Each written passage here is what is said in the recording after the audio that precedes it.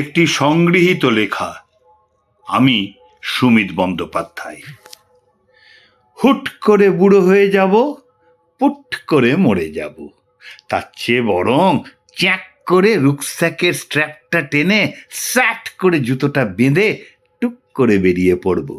কখনো সাঁই সাঁই করে হাঁটবো, কখনো কুটুস কুটুস করে ন্যাদোসের মতো হাঁটবো, কখনো খিলখিলিয়ে দাঁত কেলিয়ে দৌড়বো, কখনো জিভ বার করে ফ্যাঁচ ফ্যাঁচ করে কানতে কানতে হামাগুড়ি দেব, কখনো খসখস করে চকচকে টাকা গুনে ফ্লাইটের টিকিট কাটবো, আবার কখনো ঝনঝন করে খুচরো কয়েন গুনে ডিম পাউরুটি খেয়ে রাত কাটাবো, ঝপাং করে পাহাড়ি নদীতে ঝাঁপ দেব, ধপাস করে বরফে আচার খেয়ে কুমড়ো পটাশ হবো। হয়তো কোনো বড় রেস্টুরেন্টে কালো স্যুট আর পালিশ করা ট্যান রঙের ব্রোড জুট পরে নাইফ ফর্কে টাকটুং আওয়াজ করে ইটালিয়ান ডিশ খাবো।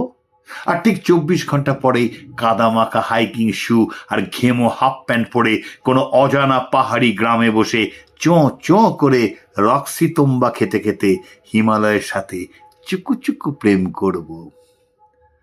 I don't want to die with huge bank balance. I want to die with golden memories. একদিন হসপিটালের বেডে শুয়ে থাকবে শরীরটা, হাজার একটা নল এঁকে বেঁকে প্রবেশ করবে সেই শরীরে, একটা ডিজিটাল স্ক্রিন সমানে মেপে যাবে হৃদস্পন্দন। 55, 48, 35, 21, বিপ বিপ বিপ বিপ, এক টানা একটা বেসুরো আওয়াজ। স্যালাইন আর ইঞ্জেকশনে গন্ধে ভরা সেই 8x8 চার দেওয়ালের মধ্যে থাকা শরীরটা এই যায় কি সেই যায়। প্রিয়জনদের ব্যাকুলতা, নার্সদের অস্থিরতা, চাপা কান্নার রোল, কিন্তু শরীরটার কিছুই আন্দাজ করতে পারবে না। জীর্ণ চেহারা, শুকিয়ে যাওয়া মুখ, মাঝে মাঝে কেঁপে উঠবে একটা দুটো আঙুল, সারা শরীরে যন্ত্রণার ছাপ সুস্পষ্ট, অথচ সে শরীরের ঠোঁটে কোনো যন্ত্রণা থাকবে না, বরং লেগে থাকবে একটা মৃদু হাসি। কেন? কেউই কিছু ঠাউর করে উঠতে পারবে না। ঠাউর করতে গেলে পৌঁছতে হবে তার বন্ধ দু চোখের ভিতরে। সেখানে পৌঁছলে দেখা যাবে জীর্ণ সে শরীরটা বসে আছে একটা পাহাড়ি হোমস্টের বারান্দায়, যেখানে সে গেছিল তার যৌবনকালে। ওই যখন বছর 30 বয়স, সে হোমস্টের বারান্দা থেকে চোখ মেললেই বিস্তৃত ভ্যালি, সবুজ পাহাড়, পাহাড়গুলোর পাদদেশে ঘন সবুজের জঙ্গল, সারি সারি পাইন গাছ উঁকি মেরে তাকিয়ে আছে। পাইনের জঙ্গলের ভিতর দিয়ে চলে গেছে আঁকা বাঁকা পাহাড়ি রাস্তা। কুয়াশা ঢুকে সে রাস্তায় বিছিয়ে দিয়েছে মায়ার চাদর। ভালোবাসার ওম, নাম না জানা পাখির গান শোনা যায় সেদিক থেকে।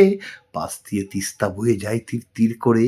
তিস্তার বয়ে যাওয়ার আওয়াজের মধ্যে যে সুর আছে তা পৃথিবীর কোনো গায়কের আয়ত্তে নেই। দূর উঁচু পাহাড় থেকে কে যেন বাঁশি বাজায়। আস্তে আস্তে সন্ধে নেমে আসে, দূরের বাড়িগুলোতে একটা একটা করে আলো জ্বলে ওঠে। সেই দিকে তাকালে মনে হয় মানুষ বৃথায় মাটির নিচে হিরে খুঁজে মরে।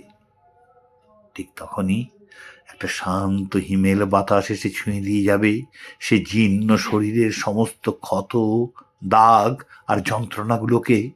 ধীরে ধীরে সে শরীর ফিরে পাবে তার যৌবন।